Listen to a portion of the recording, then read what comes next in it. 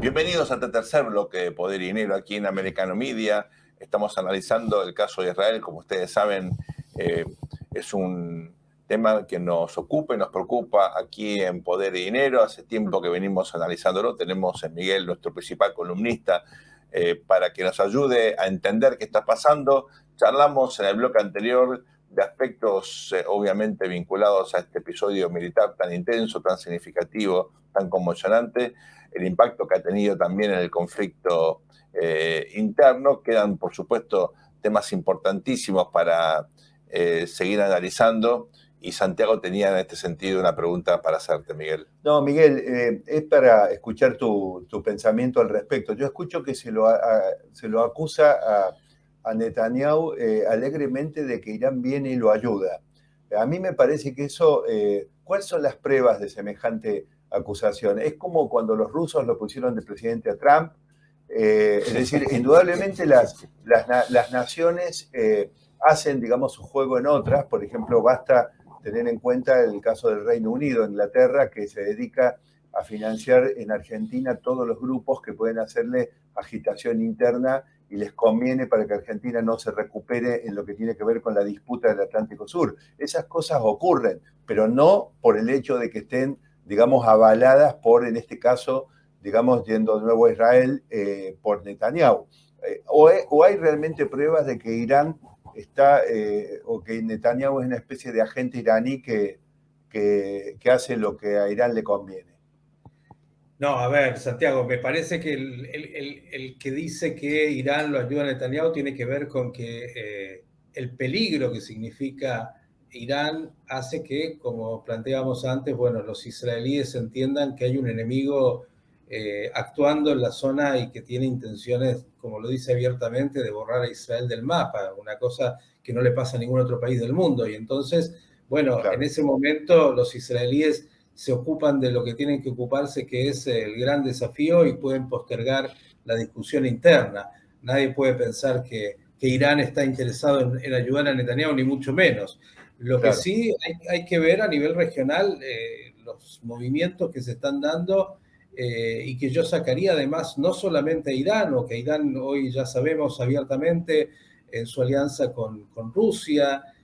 Hay un gran actor que tiene que ver con China, y incluso China promoviendo los acuerdos que se lograron entre Irán y Arabia Saudita, impensables, y que postergan el avance que se veía posible a partir de los acuerdos de Abraham de Israel, también con Arabia Saudita. Hay movimientos geopolíticos muy complejos, claro, en el mundo y en la zona, y el desafío de Irán sigue siendo un desafío mayor, entre otras cosas también aprovechando cada vez más la ausencia y la salida norteamericana, que está tan preocupada en los Estados Unidos del conflicto de Rusia-Ucrania y de Taiwán. Y en ese sentido, los espacios vacíos, ustedes saben, siempre se llenan. Y ahí hay un tema más que preocupante porque, claro, hoy estamos todos mirando mucho más el conflicto ruso-ucraniano y también lo que pasa en la península de Taiwán, que lo que es el Medio Oriente. Irán sabe muy bien manejar los tiempos y sabe muy bien manejar sus intereses, y sigue siendo un enorme peligro para el Medio Oriente, para Israel y para el mundo todo. Bueno, hay que avisarle entonces a la administración Biden, porque el presidente Macron desde Beijing, por ejemplo, en el caso de Taiwán, salió justamente a decir que Europa no tiene nada que meterse con ese tema, y si la administración Biden sigue priorizando esos temas, entonces va a tener un tercer problema, porque evidentemente los que le han dado verdaderamente soga a los iraníes, y los que yo preguntaría qué responsabilidad tienen en esto, principalmente son los miembros de la administración Biden, que están distraídos, durmiendo una siesta estratégica, mientras China hace relaciones entre Arabia Saudita e Irán, mientras China quiere reemplazar la moneda, mientras Lula visita Rusia y China y se dedica a desafiar a Estados Unidos. Me parece que ahí está el problema realmente, ¿no? Miguel, acababas de mencionar hace un ratito que el Likud, el partido de gobierno, ha sufrido un desgaste significativo, también la imagen del primer ministro Netanyahu. ¿Quién capitaliza esa caída? ¿Hay ya un claro, entre comillas, ganador de esta circunstancia, o se fragmenta ese apoyo dada la composición tan diversa que tiene el Parlamento israelí? Yo les decía que en las últimas 5 elecciones en realidad han tenido un solo eje en Israel, y es la figura de Netanyahu, que se quiere perpetuar en el poder, un hombre que ya estuvo 15 años como primer ministro y que decidió continuar, y que le ha traído un costo personal y al Likud enorme.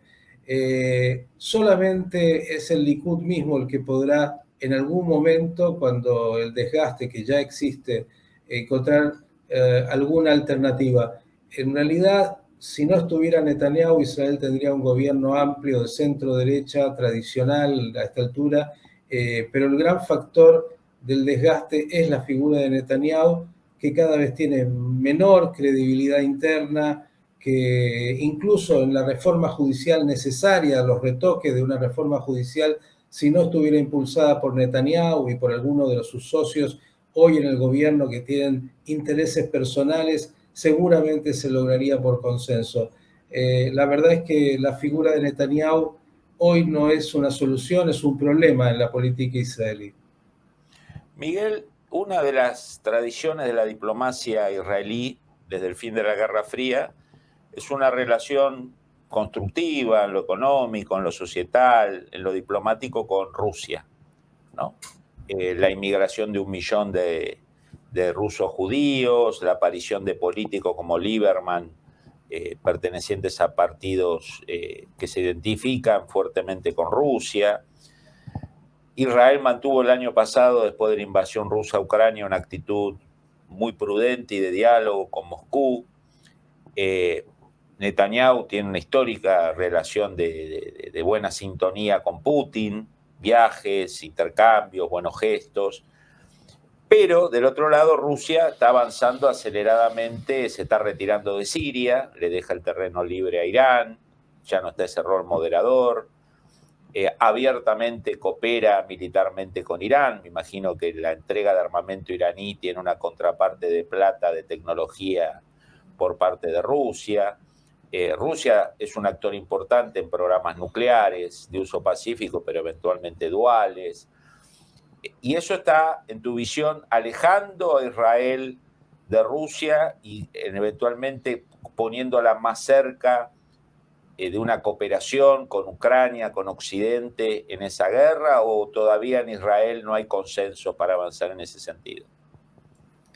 A ver, yo creo que en términos de la diplomacia, Fabián, siempre el juego de la diplomacia, sobre todo en un lugar tan sensible como es el Medio Oriente, y donde Israel tiene intereses de subsistir, voy a decir así, de sobrevivir, es un juego de billar a varias puntas, digamos, con lo cual Israel sigue manteniendo un buen vínculo con Rusia, más allá de que, por ejemplo, ahora en las últimas filtraciones aparece que está a través de terceros llevando material bélico posiblemente a Ucrania. Digo, tiene que jugar un partido ahí donde tiene que estar con todos bien, entre otros Rusia, que sigue siendo un actor fundamental, como dijiste, en Siria, más allá de su repliegue, con lo cual puede defender los valores que tienen que ver con bueno, Ucrania, en términos de decirlo abiertamente que la invasión es algo que no debería ser,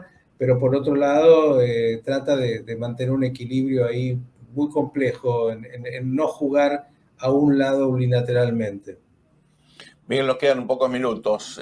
Uno ha visto en los últimos días, semanas, que justamente los avances que se habían logrado en el contexto de los acuerdos de Abraham, bueno, parecen estancados, incluso retrocediendo. Por ejemplo, el caso de Marruecos. ¿Es así? Hay que esperar un poquitito para ver cuál es el nuevo saldo. Contanos tu visión al respecto, por favor.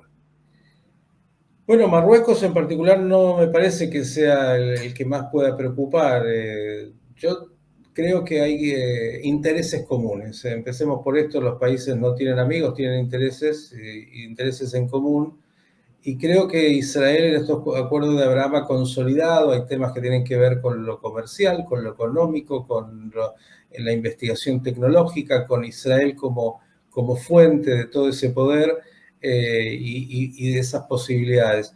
Es cierto que hay que estar atentos, me parece que el foco del mundo no está en el Medio Oriente y esto hace que también los acuerdos de Abraham vayan un poco más lento y que incluso en algunos aspectos haya que ser más cauto, pero lo logrado está consolidado como algo importante. Creo que se siguen haciendo cosas más allá de las complejidades. Arabia Saudita no es que se transformó en el aliado de amor con Irán, tienen hoy, bueno, una tregua, por decirlo así, pero hay entre sunitas y chiitas, continúa habiendo la misma tensión que había antes, no se quieren como antes. Arabia Saudita sigue preocupada en términos de su propia seguridad y sabe que Israel es una alternativa también para su propia seguridad. Digo, el mundo está en un momento de una complejidad extrema en términos de lo geopolítico, las novedades, y el gran juego en el tablero obviamente tiene que ver con el avance de China en todos lados. Entonces, y China en este sentido tiene con Israel intereses muy importantes. Es verdad que los tiene en todo el mundo, pero también en el vínculo de China con Israel hay una alianza que creo que tampoco a China le vendría bien que Irán pueda irrumpir como pretende en una situación bélica mayor con Israel. Muchísimas gracias, Miguel, por acompañarnos. Ha sido fabulosa tu explicación. Estamos ahora, por lo menos, un poquito menos confundidos. Tenemos claramente elementos de análisis para seguir pensando esta situación tan conflictiva que vive Israel. Hasta muy pronto. Gracias por estar con nosotros, Miguel. Gracias, Miguel. Gracias. Fue un placer. Por ahí hasta yo entiendo algo más, pero no sé, todavía tengo que pensarlo. No se va a hacer. Ya volvemos con más poder y dinero aquí en Americano Media.